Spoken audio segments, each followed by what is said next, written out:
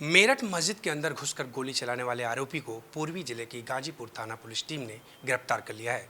इसी पर बातचीत करने के लिए मेरे साथ एडिशनल डीसीपी ईस्ट अवनीश जी हैं, हम इनसे बात करेंगे। सर, ये जो गिरफ्तारी हुई किस तरह से हुई और इसने क्यों गोली चलाई कुछ? एक्चुअली कल इवनिंग में करीब 6:45 बजे के आसपास हमारा स्टाफ गाजीपुर एरिया में चेकिंग कर रहा था। चेकिंग के दौरान एक आदमी इनको दिखाई दिया जो सस्पिशियस मूवमेंट कर रहा था। उसको रोकने के लिए बोला गया तो वो भागने लगा।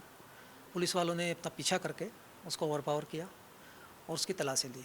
तलाशी में उससे एक देसी तमंचा, 2 जिंदा राउंड, 2 यूज़ राउंड और 2 छुरी बरामद हुई। जब पूछताछ की तो उसने अपना नाम सरताज बताया और पूछताछ करने पर इस बात का खुलासा हुआ कि वो मेरठ में हाल ही में एक इमाम पर गोली चला के फरार हुआ है। इसने क्यों गोली चलाया और क्या कुछ इनका पारिवारिक मामला, जैसा कि आपने बताया कि वो पड़ोसी भी है शायद उनका, तो इसने गोली क्यों चलाया, क्या इसकी कुछ जानकारी उसने बताया? इससे जो पूछताछ हुई है उसमें इसने जो कारण बताया गोली चलाने का, वो ये बताया कि जो इमाम साहब हैं जिनको इंजर्ड किया है वो ठीक से बच्चों को पढ़ाते नहीं हैं और बदी की तरफ चल रहे हैं और मोबाइल पे बात करते हैं और इस तरीके से जो उनको काम करना चाहिए वो नहीं कर रहे हैं। तो इस वजह से मैंने उन पर गोली चलाई है। तो मतलब बच्चों को सही से पढ़ाते नहीं हैं, अच्छे से थे नहीं, फ़ोन पे बात करते थे इसलिए गोली मार दिया। क्या ये साइको टाइप है या इसने ये पीछे का कुछ का क्रिमिनल रिकॉर्ड या ऐसा कुछ आप लोगों ने देखा?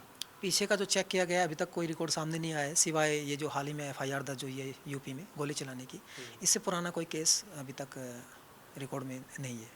क्या लगता है कि क्या जो इसने इस तरह से जो हरकत किया है, क्या इसके बच्चों को पढ़ाते थे या इसके परिवार से किसी से बातचीत थी? क्या बदला लेने की भावना से तो नहीं किया? क्योंकि गोली चलाना एक आसान काम नहीं है, मस्जिद के अंदर घुस के, तो ये बहुत बड़ा है। तो इस ऐसी कुछ जानकारी उसने बताया कि हमने गोली क्यों चलाई या हम इनको पहले से जानते थे या हमारे परिवार को परेशान किए थे? इसने अपनी तरफ से ऐसी कोई बात नहीं बताई है। फर्दर इन्वेस्टिगेशन जारी है तो हो सकता है उसमें और भी तथ्य खुलासा होगा आगे चल के।